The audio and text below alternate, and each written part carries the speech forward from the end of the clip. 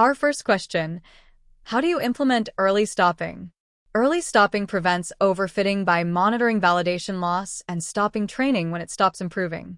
It saves the best model state and restores it when training should stop. Think of it like studying for an exam.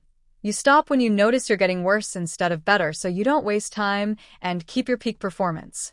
Summary: stop training when validation loss stops improving. Our next question: how do you track and visualize training metrics? Use TensorBoard or weights and biases to log metrics like loss, accuracy, and learning rate during training. This helps monitor progress and identify issues early.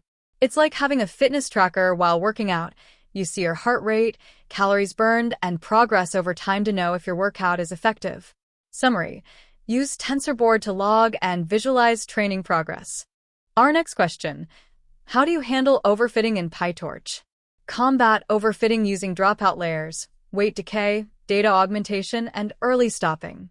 These techniques prevent the model from memorizing training data. Overfitting is like memorizing exam answers without understanding. You ace practice tests but fail real exams. We need techniques to ensure true learning. Summary: use dropout, weight decay, and augmentation against overfitting. Our next question: what are learning rate schedulers in Pytorch? Learning rate schedulers automatically adjust the learning rate during training to improve convergence. They can decay, step down, or dynamically adjust based on metrics, like adjusting your car's speed based on road conditions. Start fast on highways, slow down in neighborhoods, and stop at red lights for optimal travel. Summary: schedulers automatically adjust learning rate during training. Our next question: how do you save and load a Pytorch model? Save model state using torch.save and load with torch.load. Best practice is to save the state_dict rather than the entire model for better compatibility and flexibility. Like saving your video game progress, you can quit, come back later, and continue exactly where you left off without losing any achievements. Summary: save state_dict for better model persistence and compatibility. Our next question: what is torch.utils.data? Dataset. Dataset is an abstract class that represents your data. You inherit from it and implement len and getItem methods to define how to access your data samples. Think of Dataset as a library catalog system. It knows how many books there are and can fetch any specific book when you ask for it. Summary: Dataset defines data access with length and getItem methods. Our next question: what is the role of DataLoader in Pytorch? DataLoader wraps a dataset and provides batching, shuffling, and parallel data loading. It's the bridge between your raw data and your training loop, making data handling efficient. DataLoader is like a smart waiter at a restaurant. It groups orders into batches, shuffles table service, and uses multiple staff to serve efficiently. Summary: DataLoader provides efficient batching, shuffling, and parallel loading. Our next question: how do you create a custom dataset? Inherit from torch.utils.data, dataset, and implement init, len, and getItem. This allows you to load any type of data in a standardized way. Creating a custom dataset is like designing your own filing system. You decide how to organize, count, and retrieve your specific type of documents. Summary: inherit dataset class and implement 3 essential methods. Our next question: explain the use of collate_fn. Collate_fn is a function that tells DataLoader how to combine individual samples into batches.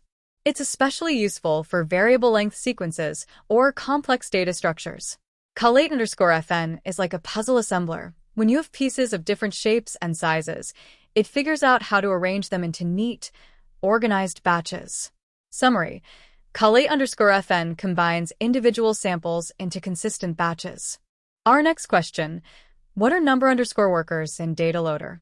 Number_workers controls how many subprocesses load data in parallel. More workers can speed up data loading but use more memory. Start with number_workers equals 4 and adjust based on your system. Number_workers is like hiring more chefs in a kitchen. More hands make lighter work, but too many cooks might crowd the kitchen. Summary: number_workers enables parallel data loading for speed. Our next question: how do you apply transformations to input data? Use torch vision. Transforms to apply preprocessing like normalization, resizing, and data augmentation. Compose multiple transforms into a pipeline for consistent preprocessing. Transformations are like a photo editing pipeline: resize, adjust brightness, add filters. Each step prepares your image for the best possible result. Summary: use transforms. Compose for consistent data preprocessing pipeline. Our next question: what is the difference between shuffle equals true and drop underscore last equals true? Shuffle equals true randomizes the order of samples each epoch to prevent learning order patterns. Drop underscore last equals true removes the last incomplete batch if it's smaller than batch underscore size. Shuffle is like mixing a deck of cards before each game, keeps things fair and unpredictable. Drop underscore last is like saying full tables only at a restaurant. Summary: shuffle randomizes order. Drop underscore last removes incomplete batches. Our next question: how do you use Torch Vision? Datasets. Torch Vision Datasets provides pre-built datasets like Safar, 10, ImageNet, and NIST. They handle downloading, loading, and basic preprocessing automatically. Torch Vision Datasets is like a digital library with popular books already cataloged. Just check them out and start reading. No need to organize them yourself. Summary: pre-built datasets with automatic downloading and preprocessing. Our next question: how do you load data from CSV or image directories? For CSV, use pandas to read data, then create custom dataset. For images, use image folder for organized directories or custom dataset for flexible loading.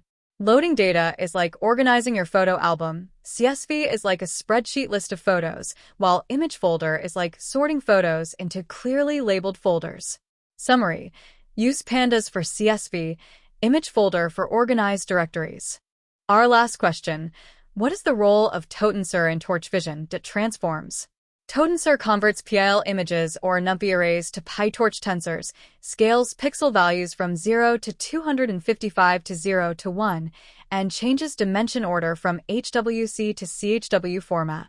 Tensor is like a universal translator. It takes images in human-readable format and converts them to the mathematical language that neural networks understand. Summary: Tensor converts images to neural network-compatible tensors.